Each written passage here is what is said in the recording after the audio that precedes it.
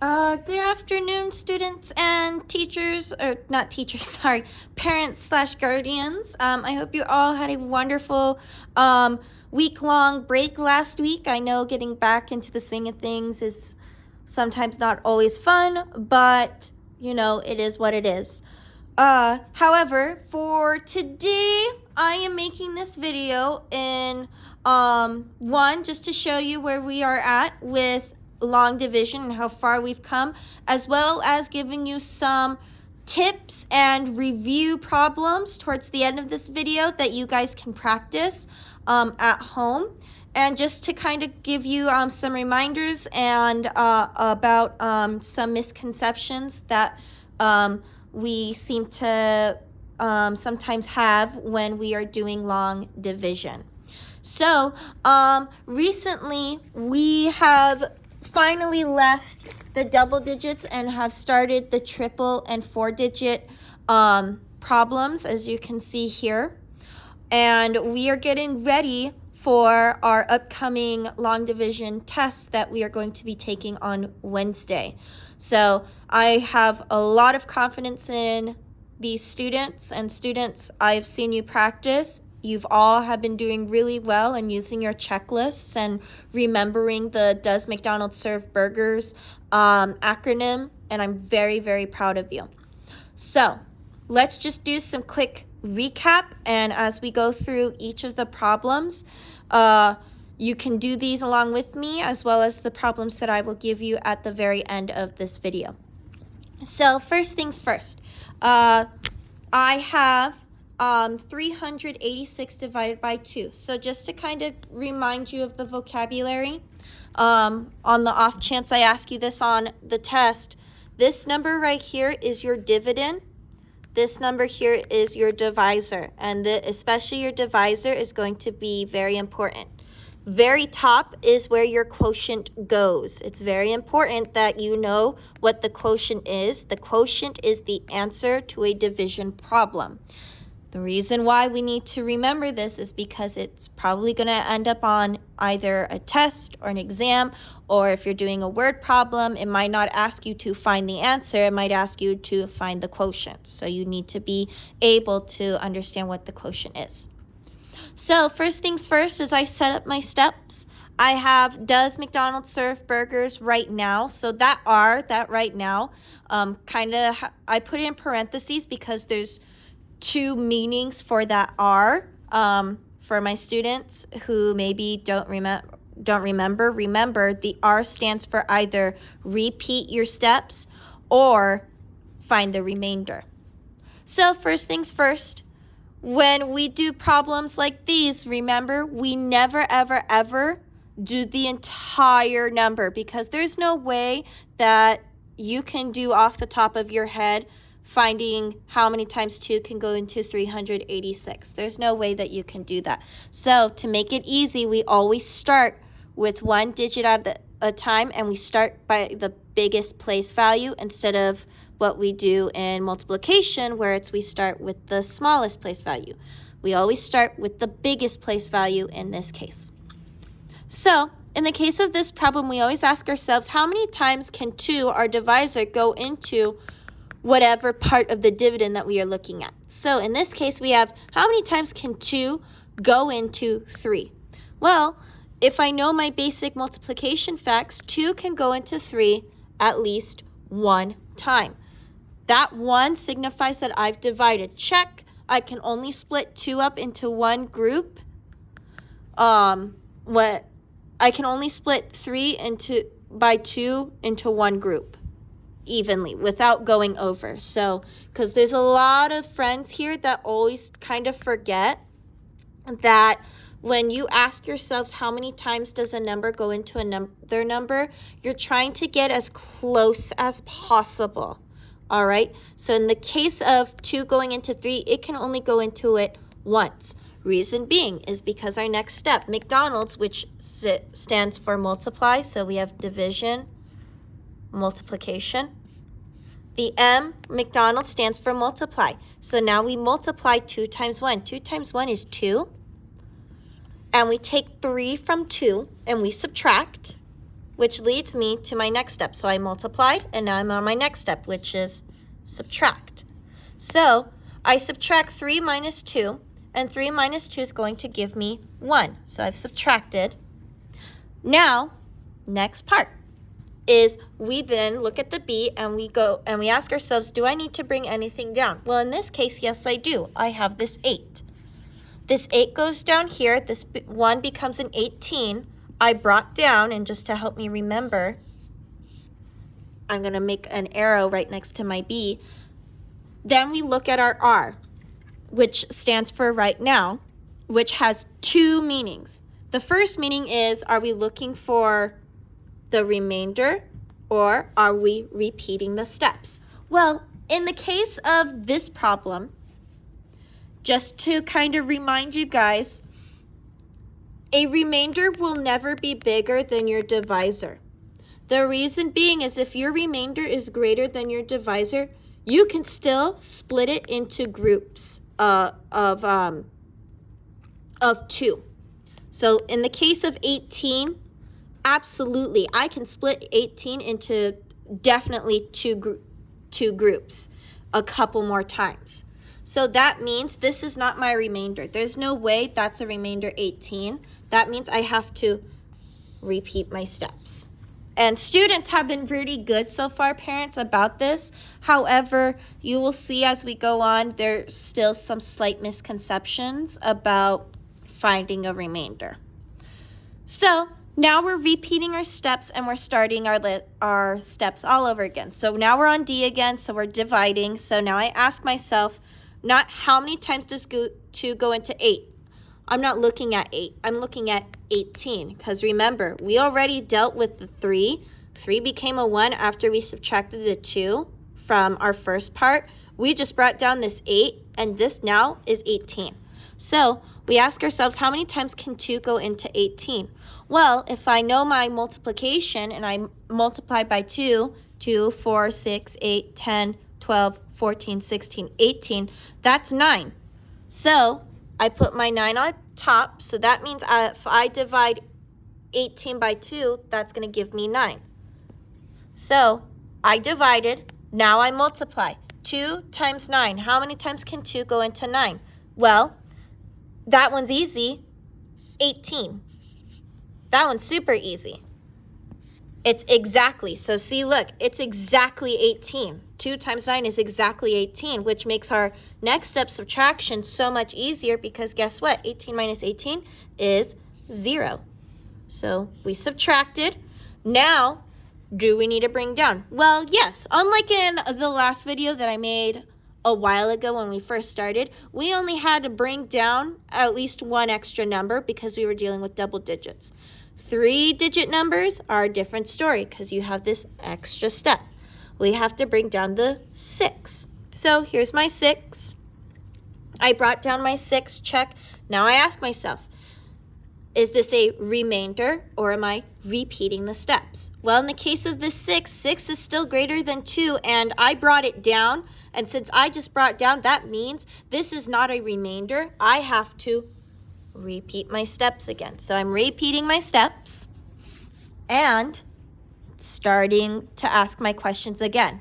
How many times can 2 go into 6? Well, basic multiplication skills, if I remember, if I can't just divide off the top of my head, count by 2s, 2, 4, 6. That's 3 fingers. 3 goes up top. That means I can split 6. I can do 6 divided by 2 gives me 3. So that's at least 3 in each group. So that means I divided perfectly. I multiplied 2 times 3. So if you didn't figure it out in dividing, 2 times 3 is 6. I multiplied. Check. Now I subtract again. 6 minus 6 is 0. That one's super easy. I subtracted. This is where some friends got really confused. Because for some reason, a lot of friends want to bring down a 0. No, there's no 0 that comes down. If you don't see any extra numbers, You don't bring down. Do not bring down. Do not bring down. Absolutely not. There's nothing there. Don't bring anything down if it's not there. The only time you bring something down is if you see something there. Okay? So in the case of this problem, 6 minus 6 is 0. Now we ask ourselves, do I repeat my steps again? So I didn't have to bring anything down, but I'm checking it off because that tells me, okay, that step's completed. I don't have to bring anything down. But now I have to ask myself, am I repeating my steps or am I looking for a remainder? Well, best way to figure that out is if I didn't bring anything down, that means I'm looking for my remainder. And luckily for us, in this case, for this problem, we only have a 0. So that means our problem is going to end with 193 as our final answer. So 193 is our final answer. We have no remainders. I know some students, parents, they like to put remainder 0. That's okay. However, on the test, I'm going to ask you just to write this if there is no remainder. Leave it alone. I don't care if there's no remainders. If there's no remainders, I'll know that because you're just giving me 193. So that's the first problem. All right. Let's move on to our second problem. So this is a 4-digit number, and he's so fun. So, and let me tell you, parents, your kids have been absolutely fantastic when it comes to 4-digit numbers. In fact, some of them I know requested that I gave them Thanksgiving homework to practice their 4-digit long division. And let me tell you, I was very happy to hear that they wanted to practice on their own. So I gave the extra practice to friends who asked for it. But other than that, let me just remind you, 4-digit numbers, the steps never change. Same with 3-digit numbers, the steps never change. That's the great thing about long division is once you know the steps, they never change. You can have a 10-digit number or a 20-digit number, and the steps for long division will still be the same. Does not change whatsoever, and it's fantastic. So in the case of this problem, first things first. Just like in the other problem, we start with the biggest place value. In this case, our biggest place value is the thousands. However, this is where students get slightly tripped up. Notice how we have a 9 here and we have a 7. A lot of students want to automatically put a 1 here. If 9 cannot go into 7 without going over, that is an automatic 0. Here's where it gets tricky. And same with 3-digit numbers, is if there is a 0 that is anywhere else except at the beginning of your number, you have to put a 0. The only time you never, ever, ever put a 0 is at the beginning of a number, because it won't exist. It'll just roll off and not exist, all right? Because we don't say 096. We say 96 if that is our answer.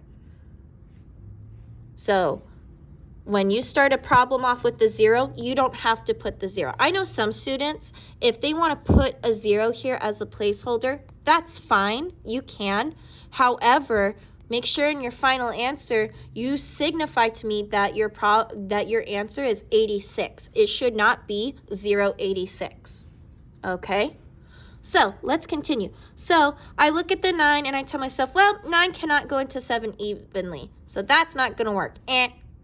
So I'm going to look at 72.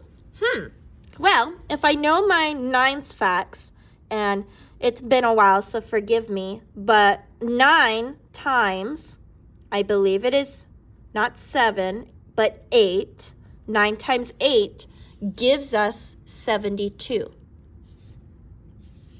So 9 times 8 gives us 72.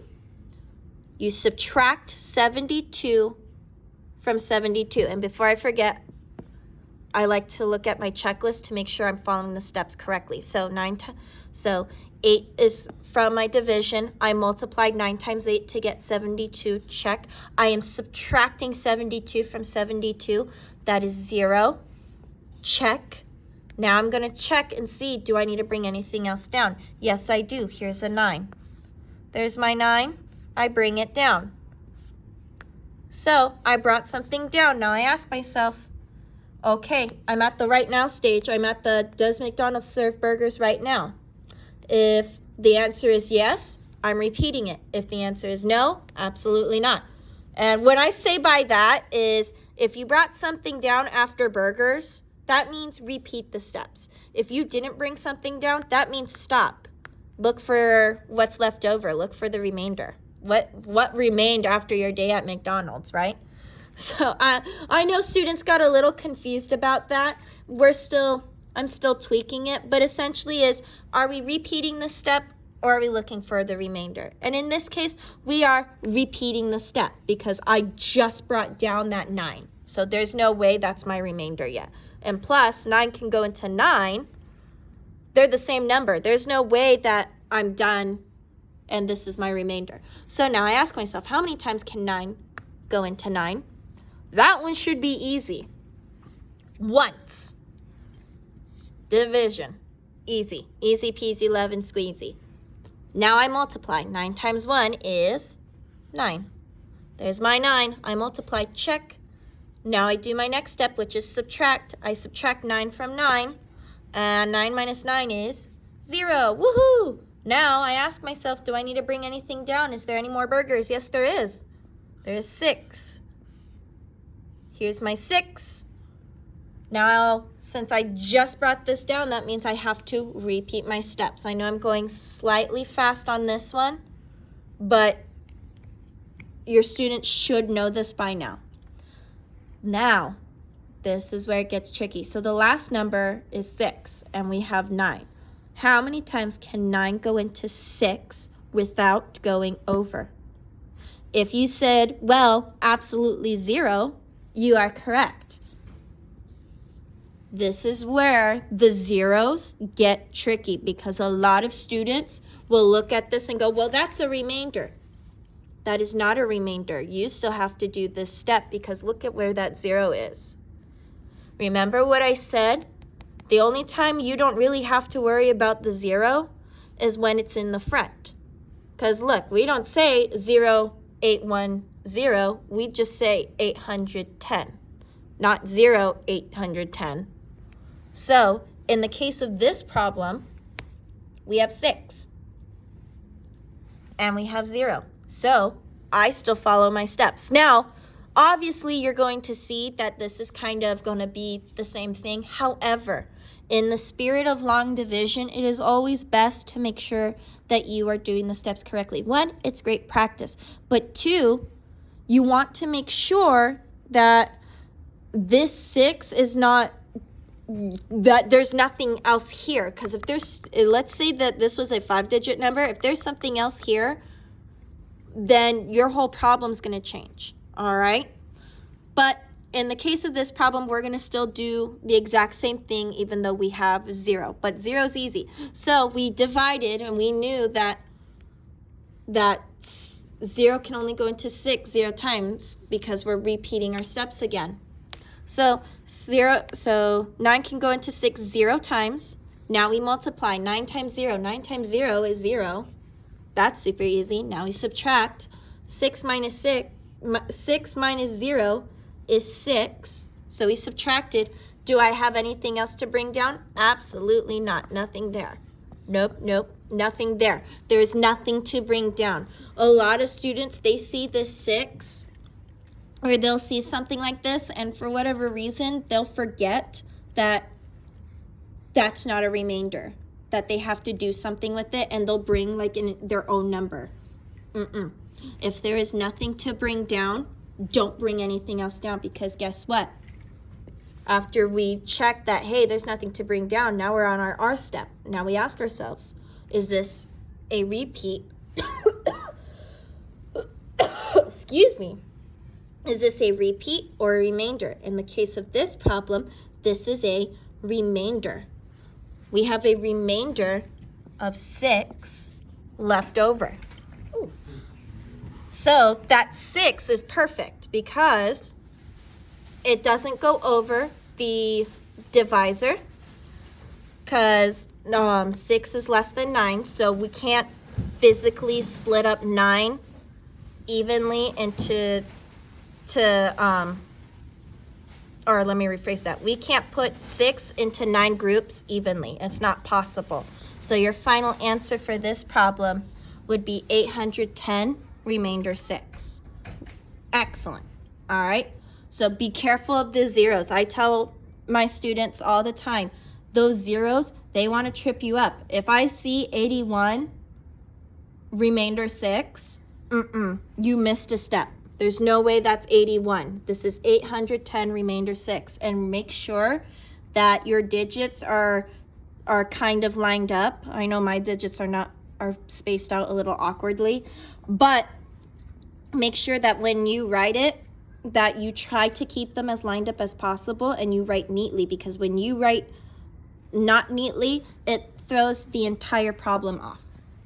All right, we'll do one more and then I will give you some practice problems that you guys can try on your own. So here is 436 divided by 4. All right, now you're gonna see why I'm doing this one real quick. It's all about that strange zero. So in the case of this problem, it's really nice, or at least it starts off nice, because we have a 4 and a 4. Well, if we know how to ask ourselves if we're using Does McDonald's serve burgers right now, 4 can go into 4 how many times? Once. We divided, check. Now we're multiplying. 4 times 1 is 4. Now we subtract, check. We're going to subtract. 4 minus 4 is 0. And we're going to bring down our 3 from over. And let's see, I know just based off of what I'm looking at and what I've just done, I am not in the remainder zone yet. I am repeating. Although, however, some of you are going to say, wait a minute, that 3 is less than 4. Yeah, but guess where I got it? I just brought it down. There is no way that I'm done with my problem, so I have to repeat it. So if I just brought something down, you are not done. No way, Jose. Now, here's where it gets tricky. How many times can 4 go into 3? If you said 0, you are correct. 0 times is the correct answer. However, a lot of students want to do what we've done up here and forget or do not put the 0 because they think, well, I can just skip it and move on to the next number. Absolutely not. If your 0 is in the middle or at the end, you have to put that 0. The only time a 0 is not allowed in the problem is at the beginning of your quotient, because we don't say 0, 1, 9. We don't say that. We say 19. Be very, very careful. So now I'm just going to do my steps again, but this time with 0. Now, some of you, I know some students who kind of get that, hey, you know what? I know my 3 is just going to be 3. You can skip it and bring down the next number right next to that 3. However, in the spirit of things, at least for Miss Fernandez, sometimes she'll confuse herself sometimes. So I just like to do my steps again just to be safe, and it's great extra practice. So I already divided. I already said 0 times can 4 go into 3. Now I multiply. 4 times 0. 4 times 0 is 0. So I multiplied. Check. Now I subtract. 3 minus 0. Sorry, that is kind of hideous to look at, but I'm not going to worry about it right now. So now I'm going to subtract 3 minus 0. Well, when I subtract 3 minus 0, I get 3. Woohoo! That was super easy. Yay! Now I'm on my last step. I bring down, here's my 6. I bring it down. Whoop! Like the Tower of Terror from Disneyland. I bring that 6 down, and this is no longer 3, and this is no longer 6. This is 36. Completely different.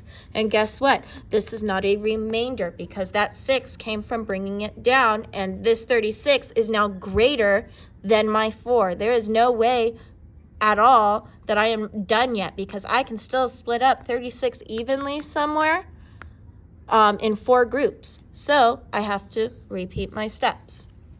I repeat my steps again.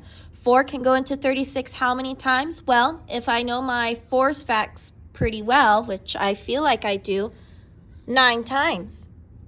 Because I know that I can split up that 36 at least 9 times into those 4 groups. Now I multiply. 4 times 9. 4 times 9 is 36 if I'm doing my multiplication facts correctly. Then I subtract. Here's my subtraction. 36 minus 36. 36 minus 36 is 0. Excellent. Do I need to bring anything down? Nope, nothing there. So that means I check my R for any remainders. And guess what? I have no remainders. So my final answer is 109. 109. So, and the reason why I did this problem is because of that 0. A lot of students will say that's 19. That is not 19. If you said that this was 19, big mistake. No, no, no. That is not 19 because then somewhere here you did not really look at that 3. And there's no way that should be 1 remainder 3. So be very careful. Another misconception that a lot of students I've noticed have is that sometimes they will take the number and what they'll do is they'll try to get they'll get to the first one that they see that is in the same digit space. And when I say digit space, I mean like the 10th spot. And what does that look like? Well, for example, when I ask myself, at least for this problem, how many times does 4 go into 36? I bet you some students, and I saw this earlier today as well, is some of them will say, whoops, almost dropped my camera, sorry. So let me get back on track. So some students will say, well, 4 can go into this 8 times because 4 times 8 is 32. Well, that is true. However, when you do that, you're not really following the rule of how close can you get without going over. Yeah, this is close, but we have one more number that gets us even closer, which is 9. Because 36 minus 32 is, guess what? 4. And we can't do that. That's wrong. Because 4 and 4, that cannot be the remainder because I can still evenly split up that 4 at least one more time. So you have to be careful. Be very careful. That is why we try to get as close as possible, or if we notice that the answer can be an exact answer, use the exact answer. Because guess what? 36 minus 36 is 0, and there's no remainders versus, well, I have a remainder 4, but my 4 cannot be the same or bigger than my divisor. That's not possible. So be very careful and keep track. That's why parents, I'm asking you to really check your students' work, especially on tonight's online homework this week, because if they're using answers that are very close, but they're either skipping one that's even closer or not the exact answer, it's going to come out wrong. So please make sure that they are keeping an eye on that. So, as I said before, I just wanted to kind of show you, sorry, give me a second while I adjust my marker. I just kind of wanted to show you and recap how we use the long division method and our steps on how to solve using long division. So I'm going to give you at least 2 problems to try on your own with your families. Students, I highly suggest, if you know you struggle with long division, I highly suggest you do these 2 practice problems. But for the rest of you guys, if you just kind of want to pause through the video, parents, before they see the answer as I'm walking it through, and have them do it and see if they do it correctly before Ms. Fernandez, you could do that too. So plenty of problems, but you can also make your own as well. But here's your first one that you guys can try. We have 137 divided by 3. And then your last one will be, let's see, let's do 7,852 divided by 5. All right, so here's some practice problems. for you guys to try if you are interested. And don't forget your does McDonald's serve burgers right now steps. That is to help you. That checklist is to help you. It is not there to throw you off. It is there to help you. So you guys can practice these on your own. But other than that, I look forward to the long division test. I know these students have been working really hard, and I've seen a lot of improvement from when we first started at the beginning of the month. So I'm very, very, very, very excited to see how well they do on their exams. But other than that, good luck during the week, and I will see you all in the next video. See you later. Goodbye.